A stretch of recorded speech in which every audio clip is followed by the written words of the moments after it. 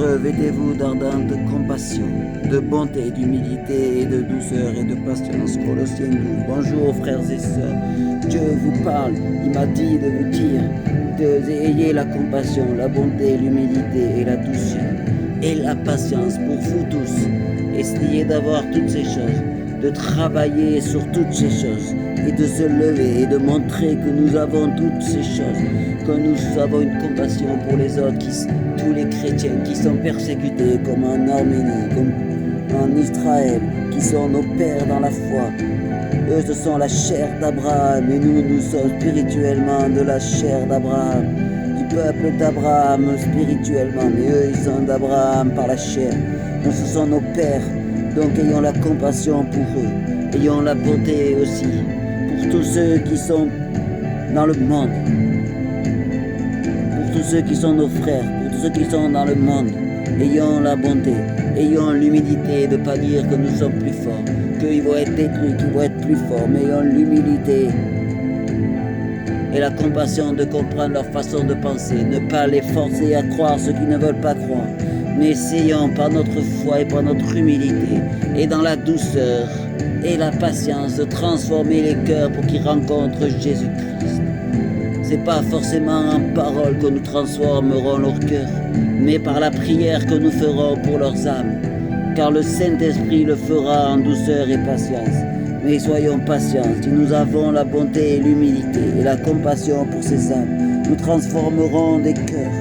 Je crois, Seigneur, je crois aux frères et sœurs, que dans toutes choses, nous devons nous prendre, pas en allant prêcher dans la rue, ou parlant dans la rue, mais en allant un par un, dans la compassion de chacun, en étant bon et humilité, et montrons que nous avons la vie de Jésus-Christ qui vit en nous par le Saint-Esprit, que nous vivons ce que Jésus-Christ a prôné, que nous soyons en paix, que nous ayons la compassion, la bonté et l'humilité pour toutes les choses de Dieu, mais que nous venons en douceur, et non frontalement, mais en douceur à aider ces gens, et soyons patients avec eux, et les choses arriveront, et ils viendront à la lumière de Jésus-Christ, à la paix de Jésus-Christ, et à l'amour de Jésus-Christ. Donc soyons bons les uns envers les autres, montrons, nous en tant qu'Église, que nous sommes bons les uns envers les autres, que nous ne profitons pas des faiblesses des uns et des autres, mais que nous nous aimons et nous entraidons.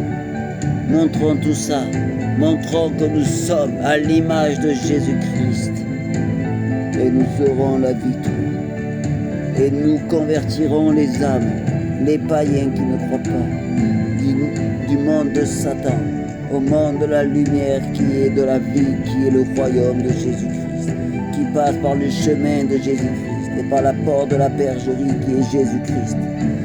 Et ils recevront la puissante main du Saint-Esprit qui viendra habiter en eux, car ils verront de bonnes personnes qui ont la compassion des âmes, qui ont l'entraide des âmes. Je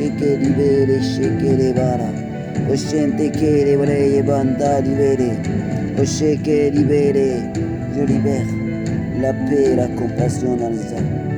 Soyons bons en tout temps et tout moment. Ne le faisons pas que le dimanche, le soir en église, mais faisons-le partout et en tout temps. Faisons des gestes d'amour, des gestes d'entraide, même à des gens qui pensent, même à nos ennemis, ayons des mots d'amour, disons, je te pardonne, disons, j'accepte, disons-lui bonjour. Par exemple, si vous êtes mal vu dans votre entreprise, si vous avez des gens que vous n'aimez pas dans votre entreprise, qui sont méchantes avec vous, quand même amenez une fois de temps en temps des chocolatines, des croissants, des petites attentions, même si c'est votre ennemi qui vous aime pas. Il va se dire, mais pourquoi je suis méchant avec lui? Et il m'apporte une petite attention, il me dit bonjour. Il me donne un sourire, il m'apporte des chocolatines, il m'apporte de l'eau, même si je suis méchant avec lui, donc. Et il verra notre compassion et notre bonté. Et peut-être qu'un jour, il vous dira pardon. Et priez pour lui. Et il vous dira peut-être pardon. Et pour tous les gens qui font n'importe quoi dans vos vies, dans vos trucs, qui vous humilient, je prie aussi pour tous les cœurs qui sont opprimés dans le monde. Et prions aussi pour tous les Palestiniens, tous les musulmans qui sont méchants avec nous. Et essayons de ramener leur cœur à ceux qui ont encore la possibilité d'être ramenés, qui ont le cœur avec une possibilité d'être ramenés vers la lumière. Ramenons-le. Ramenons-le. Comme Dieu l'aurait fait, donnant des mots d'amour. Ne les condamnons pas, mais donnons des mots d'amour et montrons par notre vie et par notre sanctification que la vie de Jésus, nous l'avons en nous et nous sommes bons pour aider les autres. Aidons notre prochain et nous aurons la paix du Seigneur. Et quand nous aidons, pourquoi quelqu'un vous dira pourquoi j'avais fait ça pour moi? Vous ne le connaissez pas. Je dis parce que Jésus l'aurait fait pour vous et que je suis chrétien et que je veux ressembler à Jésus. Et là, Dieu vous ramènera les gens et vous aurez juste dit ces quelques mots. Vous aurez fait un acte d'amour et vous aurez juste dit ces mots d'amour. Vous aurez dit. C'est juste parce que je suis chrétien et que Jésus veut qu'on fasse ça. Et vous aurez ça dans votre vie. Et la vie de Jésus sera en vous. Et l'amour de Jésus sera en vous. Je prie à ces choses. Dieu m'a parlé dans mes prières et m'a dit, ayons la vie de Jésus, soyons humbles dans la vie de Jésus et ayons ces 4 choses en nous.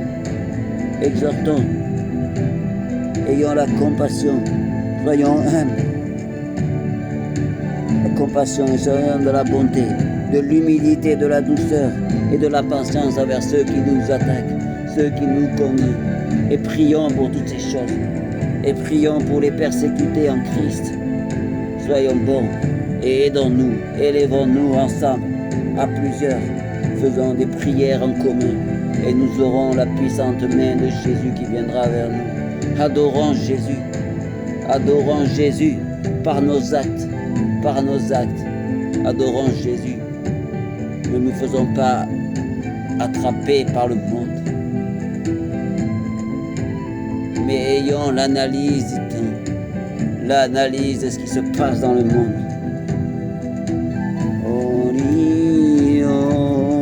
Je prie pour tous les gens qui sont persécutés dans le monde. Je prie qu'ils soient relevés et qu'ils sachent que Jésus est avec eux. Ceux qui ont perdu dans ce monde, qui ne savent plus où ils doivent aller, qui ont perdu le temps de prière, perdu leur relation avec Jésus. J'envoie le feu du Saint-Esprit, j'envoie la puissante main du Saint-Esprit qui vous ranime, qui ranime votre conscience avec Jésus-Christ. Et Jésus revient vers vous, vous sentez la main de Jésus qui revient vers vous. Vous ressemblez, vous ressentez et vous avez l'envie de prier qui revient par le feu puissant du Saint-Esprit.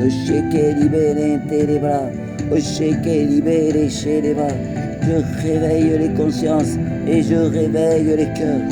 Et j'appelle aussi au réveil dans cette église. Dieu m'a dit, prions tous ensemble, frères et sœurs, pour que les portes du ciel, les linteaux des portes se déchirent et que tous les autels qui ont été mis sataniques, les voiles d'airain qui ont été mis sur la France, prions pour que le feu du Saint-Esprit vienne détruire toutes ces choses. Mettons-nous à plusieurs et nous réveillerons les nations. Nous réveillerons la France et le grand réveil arrivera par la main puissante de Jésus-Christ de Nazareth. Au Shekeleba, donc levons-nous et prions pour ces choses. Disons, ô Saint-Esprit, ô Père, ô Jésus-Christ, viens et ouvre les portes du ciel. Disons, Abba, Père, viens et lève-toi, ouvre le linteau des portes, le Shekele mental, linteau les breilles mentale.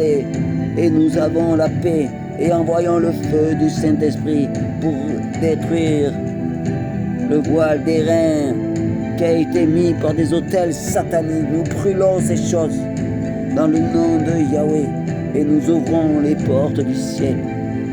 Et la puissance vient, et les anges descendent et montent, comme dans l'échelle de Jacob. Les anges descendent et montent sur cette France, et la puissance de Jésus-Christ se mouve dans cette France, et le feu du Saint-Esprit vient dans la main de Yahweh. J'ai ainsi prié, Amen.